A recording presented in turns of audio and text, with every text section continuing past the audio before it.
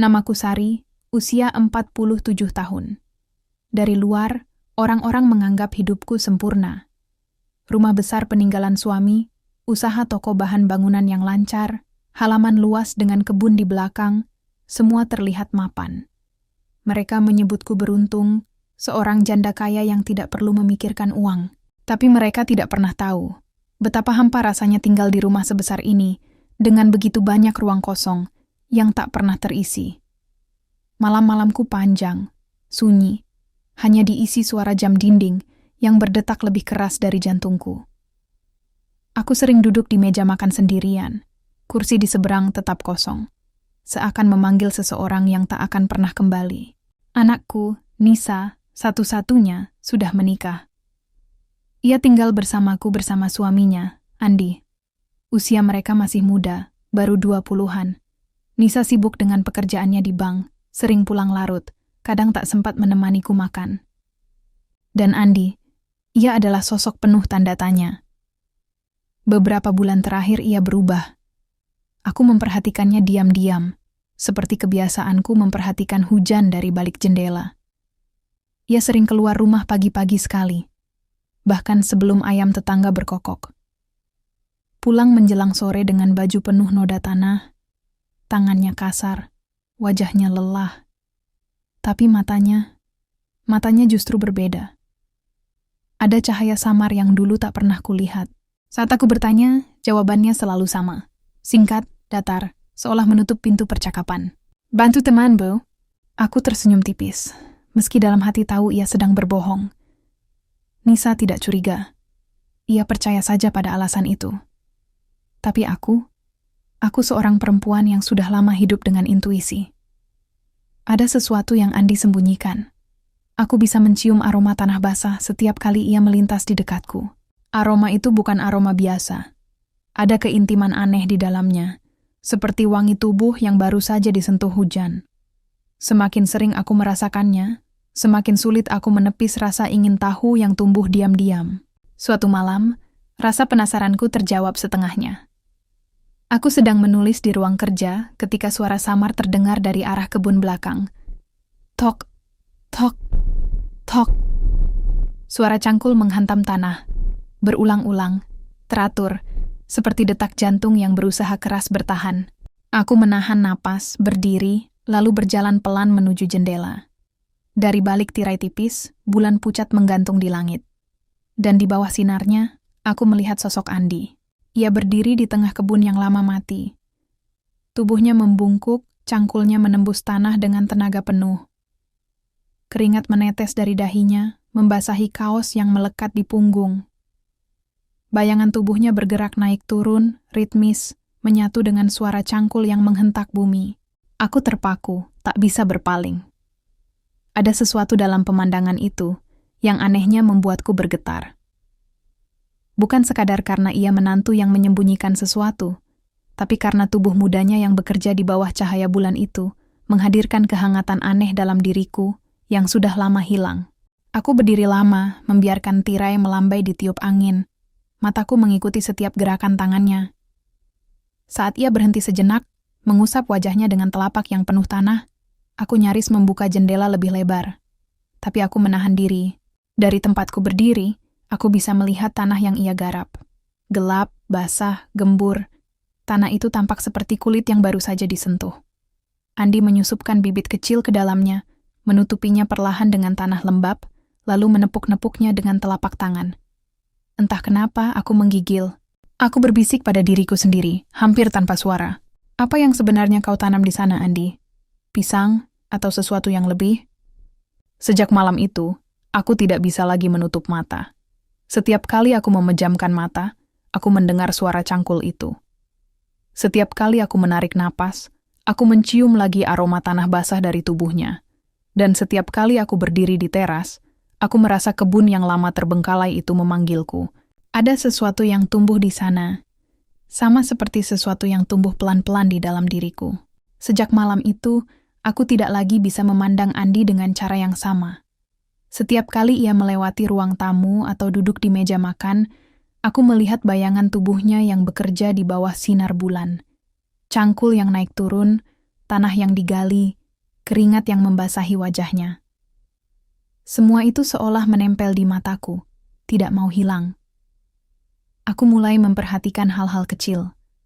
Aroma tanah basah yang terbawa hingga ke ruang makan, garis coklat di bawah kukunya yang sulit hilang, kaos tipis yang sering menempel pada kulitnya ketika ia pulang sore. Semua tanda itu menjadi bukti bisu dari sesuatu yang ia sembunyikan. Nisa tidak menyadari apapun. Ia terlalu sibuk dengan pekerjaannya, dengan telepon genggam yang nyaris tak pernah lepas dari tangannya. Saat makan malam, ia bercerita tentang laporan kantor, tentang rekan kerja, tentang rencana liburan bersama teman-temannya. Sementara aku lebih sering diam, mataku sesekali melirik ke arah Andi. Lelaki muda itu jarang bicara, hanya mengunyah pelan, menunduk, sesekali tersenyum tipis ketika Nisa memanggil namanya. Tapi aku tahu pikirannya tidak ada di meja makan. Pikirannya ada di kebun belakang. Dan, entah bagaimana, pikiranku pun ikut terseret ke sana. Beberapa kali aku sengaja berjalan ke arah belakang rumah di siang hari. Kebun itu memang tampak berubah. Tanah yang dulu kering dan retak kini tampak lebih lembab, hitam, seakan baru saja menerima kehidupan. Ada bekas galian yang tertutup rapi, seolah tangan seseorang dengan hati-hati menutupinya. Aku jongkok di dekat salah satu gundukan kecil.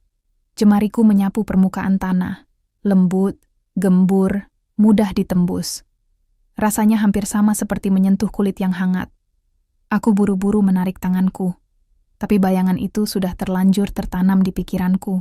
Kadang aku sengaja membuka jendela kamarku di malam hari, pura-pura menikmati angin. Padahal aku menunggu suara itu lagi.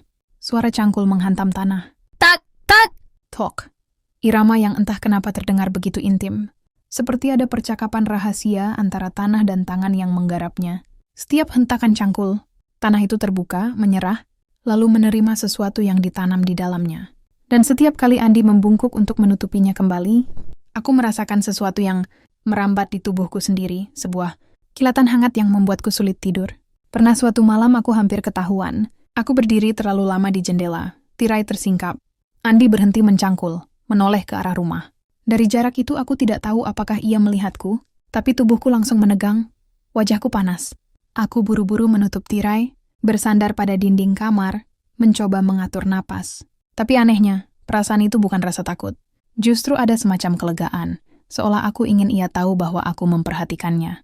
Hari-hari berikutnya, aku semakin sering menemukan bukti kecil. Sepasang sepatu kotor di dekat pintu belakang, botol air kosong yang masih menyisakan jejak bibirnya, bau pupuk yang samar menempel di pakaian yang ia jemur. Semua itu terasa seperti jejak-jejak rahasia yang ia tinggalkan hanya untukku. Dan semakin banyak aku menemukannya, semakin aku yakin bahwa kebun itu bukan hanya tentang menanam pisang. Kebun itu adalah rahasia tubuhnya yang bekerja, rahasia kelelakiannya yang dituangkan ke tanah, dan rahasia dalam diriku yang semakin sulit kusembunyikan. Ada saat-saat aku duduk sendirian di teras, menatap ke kebun yang gelap. Aku membayangkan tanah itu seperti tubuhku sendiri, lama kering. Lama tidak disentuh, lalu tiba-tiba digarap kembali. Basah, gembur, menerima kehidupan baru. Aku menggigil hanya karena pikiran itu, lalu buru-buru berdiri dan masuk ke dalam rumah, seolah aku baru saja melakukan dosa hanya dengan berimajinasi. Tapi semakin aku berusaha menolak, semakin kuat rasa itu menarikku kembali. Aku tahu, cepat atau lambat, aku akan mencari jawaban langsung dari Andi. Tapi aku juga tahu, semakin lama rahasia ini dibiarkan, semakin dalam akar yang tumbuh di kebun itu, dan di dalam diriku. Hari-hari setelah itu terasa berbeda. Aku semakin jarang menutup tirai kamarku di malam hari. Rasanya aku seperti menunggu suara yang selalu membuat jantungku berdebar. Hentakan cangkul yang menghantam tanah. Kadang aku sengaja duduk di kursi dekat jendela, pura-pura membaca buku. Tapi mataku selalu melirik keluar, mencari siluet tubuhnya yang membungkuk di bawah cahaya bulan. Andi selalu hadir di sana, setiap malam, tanpa pernah absen. Gerakan tangannya teratur, tubuhnya basah oleh keringat meski udara dingin. Aku mulai merasakan sesuatu yang sulit kusebutkan. Bukan sekadar rasa penasaran seorang mertua pada menantu. Ada getaran aneh, halus tapi kuat, seperti listrik yang merambat di kulit setiap kali aku mendengar tanah itu dibuka, ditusuk lalu ditutup kembali. Tanah itu tampak menyerah sepenuhnya, menerima setiap sentuhan cangkul, setiap bibit kecil yang ia selipkan di dalamnya. Aku berdiri lama di balik jendela, Membayangkan tanah itu seperti tubuh yang selama ini dibiarkan kering, lalu kini kembali disentuh, kembali hidup. Siang hari aku sengaja mencari alasan untuk ke belakang rumah. Kebun itu memang berubah drastis.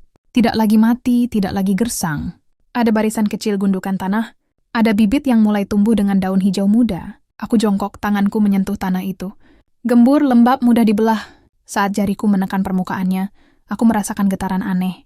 Tanah itu seperti bernafas. Aku menarik tanganku cepat-cepat, tapi sensasi itu menempel lama di kulitku. Malam berikutnya aku berdiri lebih dekat, tidak lagi hanya di balik jendela. Aku membuka pintu belakang sedikit, cukup untuk melihat lebih jelas.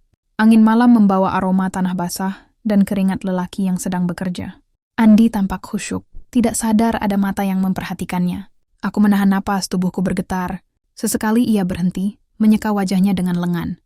Cahaya bulan menyorot lekuk wajah mudanya, membuatnya tampak berbeda. Bukan lagi menantu, tapi sosok yang asing dan mengguncang. Aku tahu aku melangkah terlalu jauh, tapi rasa ingin tahuku semakin sulit ditahan. Suatu sore aku sengaja menunggu di teras. Andi pulang dengan baju penuh tanah. Aku pura-pura duduk membaca majalah. Ia menyapa pelan, "Sore, Bu." Lalu masuk tanpa menunggu jawabanku. Aku hanya menatap punggungnya yang basah, lalu mataku jatuh pada jejak tanah di lantai yang ia tinggalkan. Jejak itu kecil tapi membuatku gemetar, seolah ia meninggalkan tanda khusus hanya untukku. Aku mulai mencari-cari alasannya sendiri. Ganfa Yusinia ini dari Nisa. Kenapa hanya aku yang bisa merasakannya? Mungkin karena akulah yang memperhatikan lebih dekat. Atau mungkin, tanpa ia sadari, rahasia ini memang untukku. Kadang saat aku duduk di kamar, aku membayangkan kebun itu seolah tubuhku sendiri. Tanahnya yang lama kering, kini basah. Gundukan kecilnya seperti bagian tubuh yang pelan-pelan dihidupkan kembali. Pohon-pohon muda yang tumbuh tegak, daunnya merentang seperti lengan yang mencari langit. Imajinasi itu membuatku menggigil. Aku tahu itu salah, tapi semakin aku melawan, semakin ia datang menghampiriku. Suatu malam aku hampir ketahuan. Aku berdiri di pintu belakang terlalu lama. Andi berhenti mencangkul, menoleh ke arah rumah. Matanya menyapu gelap, lalu berhenti tepat di tempatku berdiri. Jantungku nyaris meledak. Aku buru-buru menutup pintu, punggungku menempel pada kayu, napasku terengah. Tapi aku bisa bersumpah, sebelum aku menutup pintu, mata kami sempat bertemu. Singkat, cepat, tapi cukup untuk meninggalkan sesuatu. Sejak malam itu, aku merasa seakan kami berbagi rahasia yang sama meski belum ada kata-kata. Ia tetap bekerja di kebun, aku tetap diam di rumah. Tapi ada getaran yang menghubungkan kami, sesuatu yang tumbuh lebih cepat daripada pohon pisang itu sendiri. Malam-malamku kini berbeda. Dulu aku takut tidur sendirian. Kamar luas ini terasa dingin dan kosong. Tapi sekarang aku justru menunggu datangnya malam. Karena malam berarti, aku akan kembali mendengar suara yang membuat darahku mengalir lebih cepat. Hentakan cangkul, gesekan tanah, desahan napas Andi yang lelah, tapi terus bekerja. Kadang aku sengaja memadamkan lampu, duduk di kursi dekat jendela, menatap keluar dengan hati-hati agar tidak terlihat. Andi bekerja tanpa sadar diperhatikan. Tubuhnya bergerak pelan tapi pasti. Setiap kali ia menancapkan cangkul ke tanah, aku merasakan sesuatu menusuk ke dalam dadaku. Setiap kali ia berhenti dan menepuk tanah basah dengan telapak tangannya, aku seakan bisa merasakan tepukan itu pada kulitku sendiri. Imajinasi itu terlalu jauh, aku tahu.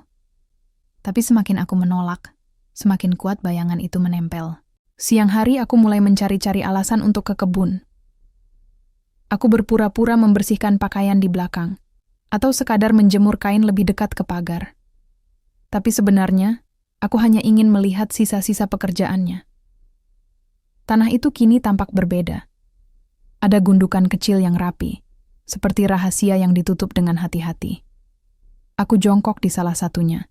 Jemariku menyusup perlahan, merasakan kelembapan di dalamnya. Rasanya hangat, lembut, menyerah. Aku cepat-cepat menarik tanganku, tapi jantungku berdegup tak karuan.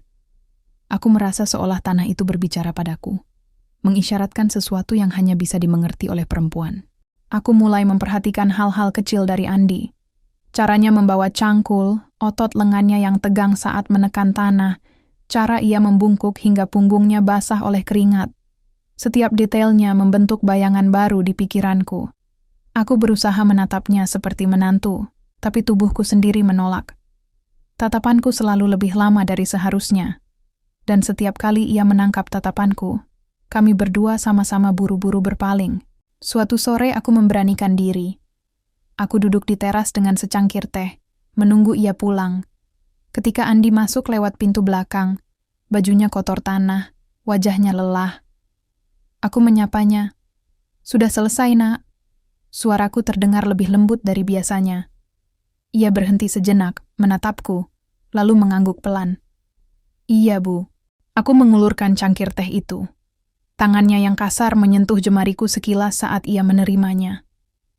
Sentuhan singkat itu membuat dadaku bergemuruh, lebih keras daripada suara hujan deras.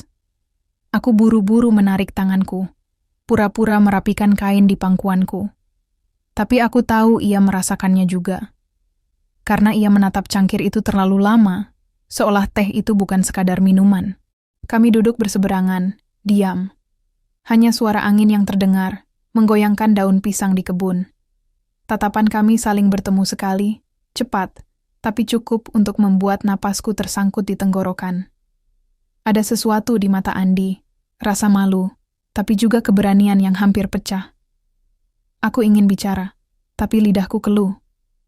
Jadi kami hanya diam, membiarkan kebun itu menjadi saksi keheningan yang lebih keras daripada kata-kata. Malamnya aku tak bisa tidur. Aku berbaring, menatap langit-langit, mendengar suara samar dari luar, hentakan cangkul lagi. Tapi kali ini, suara itu tidak hanya terdengar di telingaku. Ia bergetar di dalam tubuhku.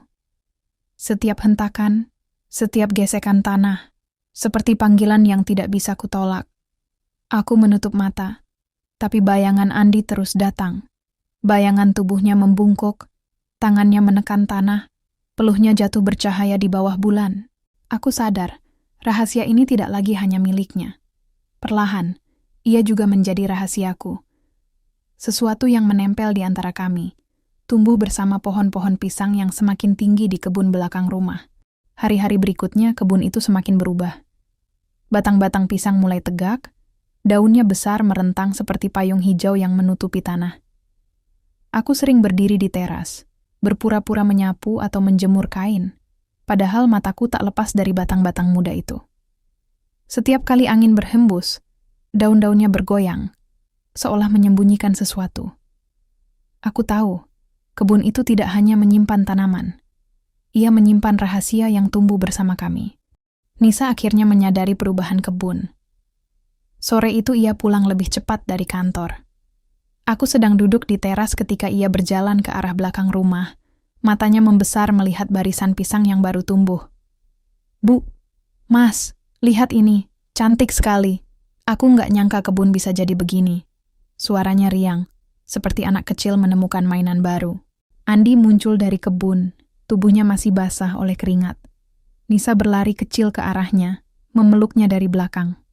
"Mas, ternyata kamu diam-diam kerja di sini ya. Pantesan pulang selalu kotor. Aku bangga banget sama kamu." Andi tersenyum kaku, wajahnya memerah. Matanya melirik singkat ke arahku.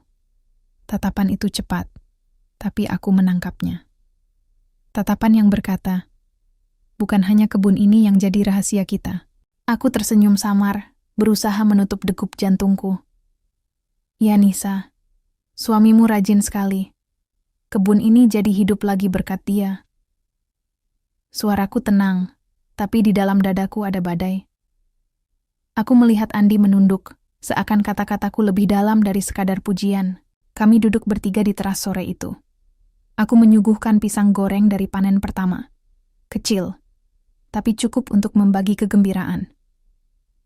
Nisa tertawa riang, menyuapkan sepotong ke Andi. Aku ikut tersenyum, tapi mataku sekali lagi menangkap sesuatu. Andi tidak benar-benar menatap Nisa. Matanya sesekali berpindah ke arahku. Cepat, tapi cukup untuk membuat pipiku hangat. Aku berpura-pura sibuk mengatur piring, menunduk, padahal aku bisa merasakan sorot matanya seperti cahaya yang langsung menyentuh kulitku. Belum sempat suasana reda, sebuah suara memecah kehangatan. Wah, ternyata kebunnya sudah jadi ya Bu Sari. Itu suara Pak Wawan, tetangga yang terkenal usil. Ia berdiri di pagar, matanya menyapu batang-batang pisang.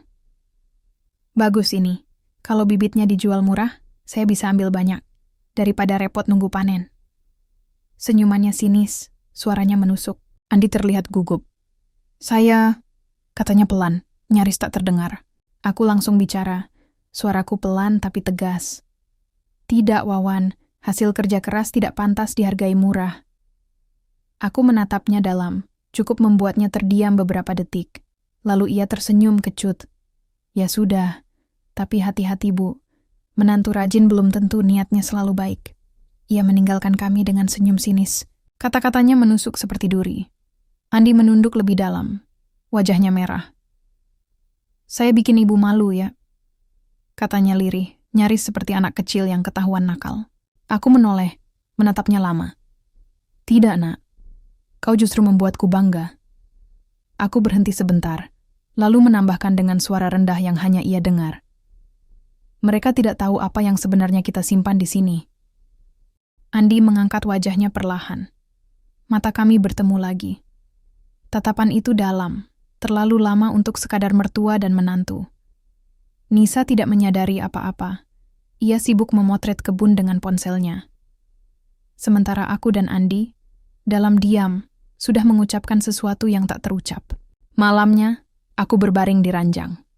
Hujan turun pelan di luar, menimpa daun pisang yang berderes-deres.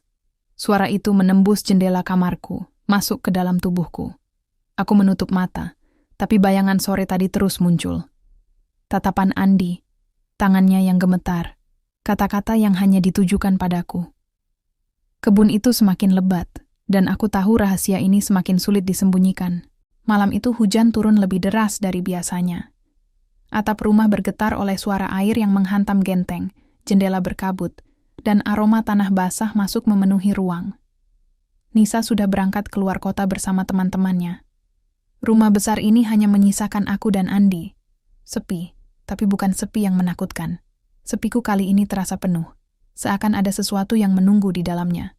Aku duduk di teras dengan selimut tipis di bahuku, menatap kebun yang basah.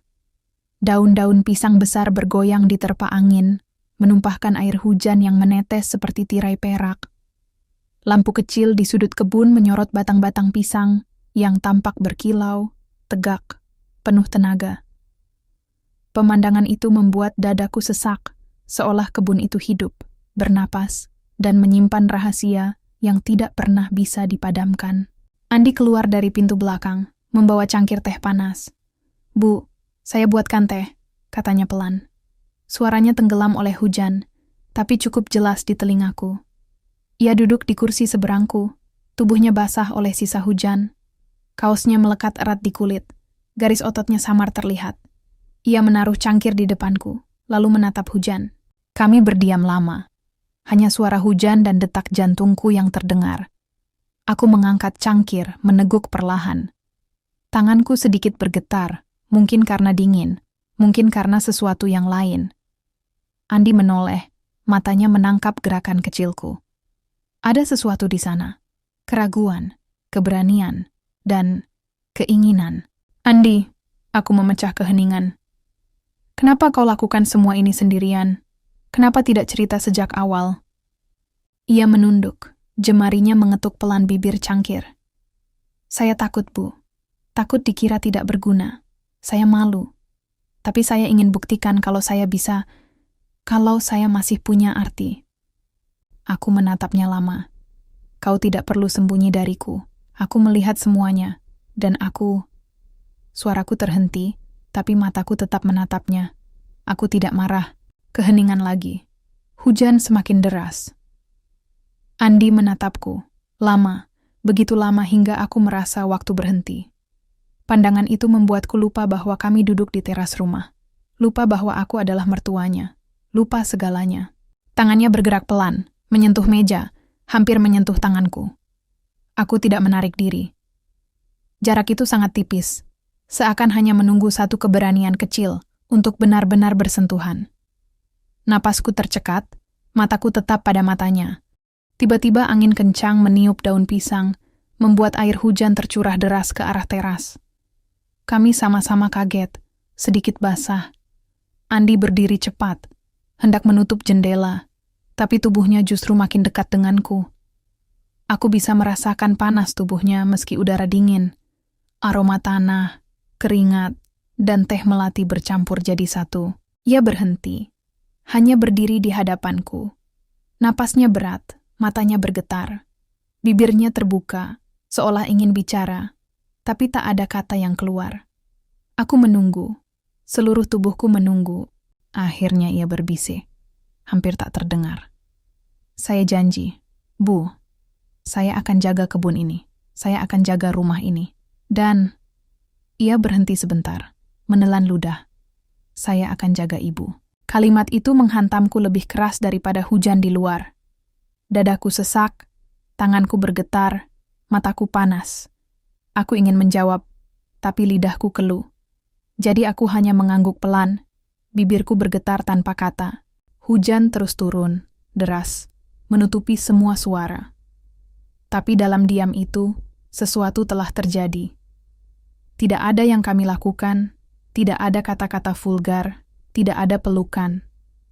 Hanya tatapan, hanya keheningan. Tapi tatapan dan keheningan itu lebih dalam daripada 1000 kalimat. Malam itu aku tahu, rahasia kami tidak lagi samar. Ia nyata, tumbuh, dan tidak bisa dicabut. Sama seperti kebun pisang di belakang rumah, basah, hidup, dan menyimpan sesuatu yang hanya kami berdua mengerti. Beberapa minggu berlalu sejak malam hujan itu. Sejak percakapan singkat namun berat dengan Andi, aku tidak lagi bisa menatap kebun dengan cara yang sama.